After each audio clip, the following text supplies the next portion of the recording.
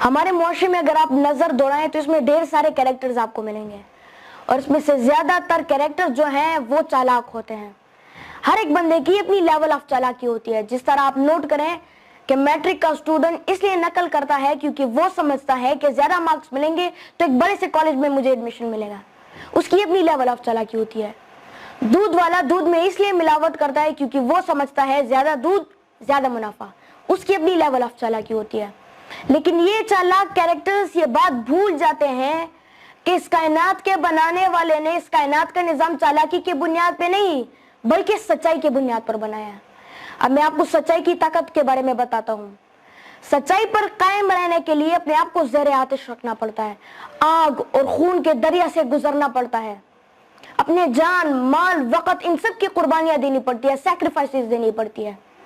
फिर जाकर आपकी एक फ्रीक्वेंसी बनती है और फिर कुदरत आपकी उसी फ्रीक्वेंसी को कैच करता है और फिर आपको ऐसे मकाम पर पहुंचाता है, ऐसी उरूज आपको देता है कि फिर खुदा आपसे खुद पूछता है बता तेरी रजा क्या है। फिर आप पुरस्कार शख्सियत बन जाते हैं, फिर आप आब हयात पी लेते हैं और हमेशा हमेशा के लिए लोगों के दिलों में जिंदा रहते हैं। ऐसे कैरेक्टर्स हमारे तारीख में ढेर सारे हैं, जिस तरह मुजद्दिद अल-फिसानी हो गए, अल्लामा मोहम्मद इकबाल, सर सैयद अहमद खान, और सबसे बड़ा कैरेक्टर हमारे आखिरी नबी हुजूर सल्लल्लाहु अलैहि वसल्लम। मक्का के कुफार ने उनको तंग किया और मजबूरन उन्होंने मक्का छोड़ा और मदीना हिजरत की। ढेर सारी तकलीफें उन पर आई लेकिन उन्होंने बर्दाश्त किया। पत्थरों की बारिश उन पर होती है लेकिन वो बर्दाश्त करते हैं और उन सबको माफ कर देते हैं। और उनकी फिर एक फ्रीक्वेंसी जो बनी थी सच्चाई की बुनियाद पर, उसी फ्रीक्वेंसी को कुदरत ने कैच किया और फिर मदीना की रियासत बनाए और उसी मदीना की रियासत से फिर इस्लाम पूरी दुनिया में सच्चाई के बुनियाद पर फैल गया। और उसी रियासत में उनके साथ जो भी बनता था वो सब लोग पुरस्कार बन गए। फिर 313 मैदान में उतरते हैं लेकिन 1000 को शिकस्त देते हैं। फिर फिजाए बदर पैदा होती है, फरिश्ते नाजिल होते हैं। फिर ये पेट पर पत्थर बांधते हैं लेकिन अपनी दौर की अमेरिका और रशिया से टकराते हैं और उनको शिकस्त देते हैं। फिर ये पुरस्कार बन जाते हैं। और ऐसे पुरस्कार लोगों के बारे में इकबाल कहते हैं कि ये गाजी ये तेरे पुरस्कार बंदे हैं जिन्हें तूने बख्शा ऐज़ो के खुदाई। दोनीम इनकी टोकर से सहरा व दरिया सिमट कर पहाड़ी इनकी हैबत सराई।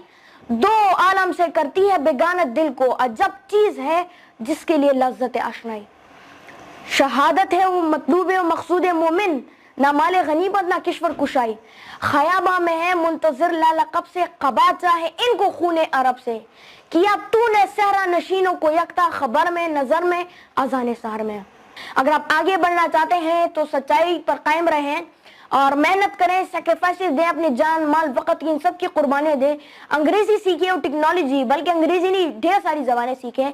चाइनीज़ ज़बान सीखें चूँकि चाइना इज इमर्जिंग पावर, वो इकोनॉमी का एक पावर है आजकल, तो चाइनीज़ ज़बान सीखें, अरबिक सीखें।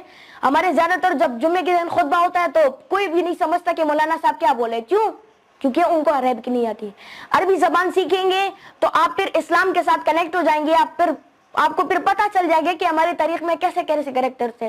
कुरान उला की तारीख, ये सारी मुसलमानों की तारीख आपको फिर पता चल जाएगी, आप उसे सीख लेंगे।